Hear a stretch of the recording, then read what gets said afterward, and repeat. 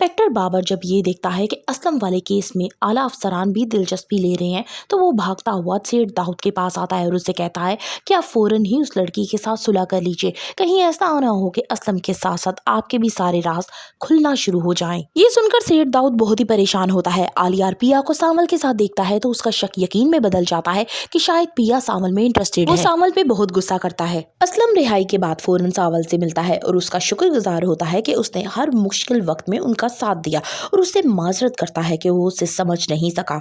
असलम सोचता है कि मैंने सावल को हमेशा ही गुंडा और मवाली ही समझा, लेकिन सावल ने हमेशा मुश्किल वक्त में मेरी बेटी का साथ दिया, लिहाजा अब वो एक यहाँ पे सख्त फैसला लेने वाला है। जैसे ही ये खबर सेठ दाऊद तक पहुँचती है कि असलम जेल से बाहर आ चुका है, वो फौरन सोचता है कि मुझे आलियार को बाहर भेज देना चाहिए ताकि मैं असलम के मुकम्मल ही कुछ ना कुछ बंदोबस्त कर सकूं।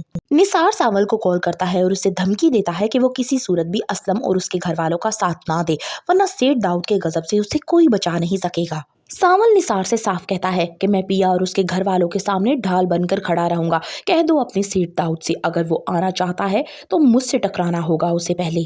आलियार अपनी माँ से कहता है कि मैं पिया से बेहद मोहब्बत करता हूँ, लेकिन मुझे नहीं पता था कि पाकिस्तान आने के बाद ये सब कुछ हो जाएगा और मुझे उससे जुदा होना पड़ेगा। लेकिन उसकी माँ कहती है कि अगर तुम यहाँ से चले जाओगे तो हो सकता है तुम्हारा माइंड चेंज हो जाए, इसलिए उसे वापस जाने का मशवरा देती है।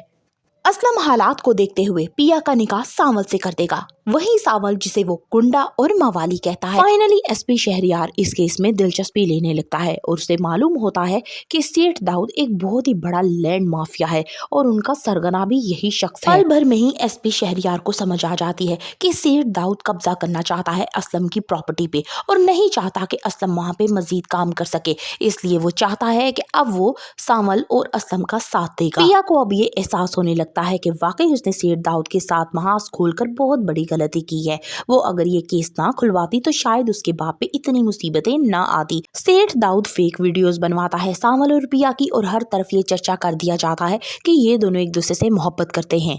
एक मकसद ये भी था कि आलियार के दिल में शक पैदा किया जाए और वो खुद बहुत ही पिया से दूर हो जाए। असलम देखता है कि ये सब कुछ करके सेठ दाऊद मेरी बेटी को बदनाम करने की कोशिश कर रहा है तो वो फौरन ही पिया की शादी सावल से कर देता है। क्या पिया आलियार को भूलकर सावल के साथ रिश्ता निभा सकेगी? फर्दर रिव्यूज ऑफ सावल यार पिया, kindly subscribe my channel and like the video.